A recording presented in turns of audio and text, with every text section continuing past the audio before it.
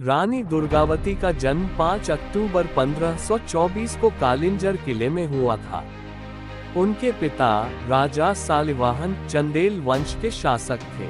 रानी दुर्गावती का नाम महान योद्धा देवी दुर्गा के नाम पर रखा गया था, जो उनकी वीरता और साहस को दर्शाता है। प्रारंभिक जीवन और विवाह। रानी दुर्गावती ने अपनी शिक्षा और युद्धकला की शिक्षा अपने पिता के संरक्षण में प्राप्त की। उनकी विवाह गोंडवाना के राजा दलपत शाह से हुआ था, जो गढ़ मंडला के शासक थे।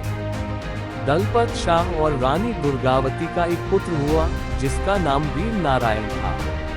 1545 में दलपत शाह की मृत्यु के बाद रानी दुर्गावती ने अपने पुत्र के अल्पायु में ही राज्य का कार्यभार संभाल लिया।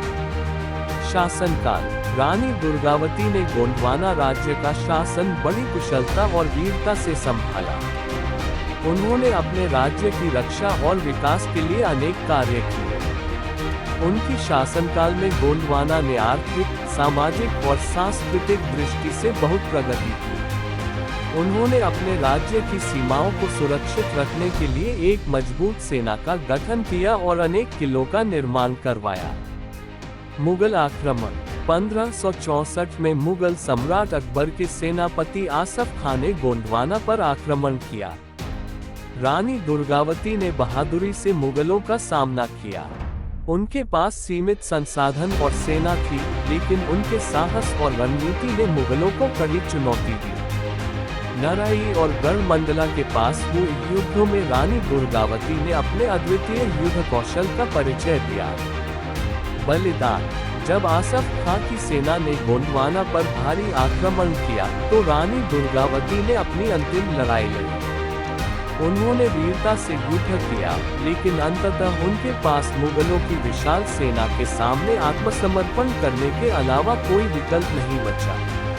अपनी हार को स्वीकार न करते हुए और अपमानजनक स्थिति का सामना न करने के उद्देश्य से रानी दुर्गावती ने 24 जून 1564 को अपने ही खंजर से आत्महत्या कर ली। उनका बलिदान भारतीय इतिहास में अमर हो गया।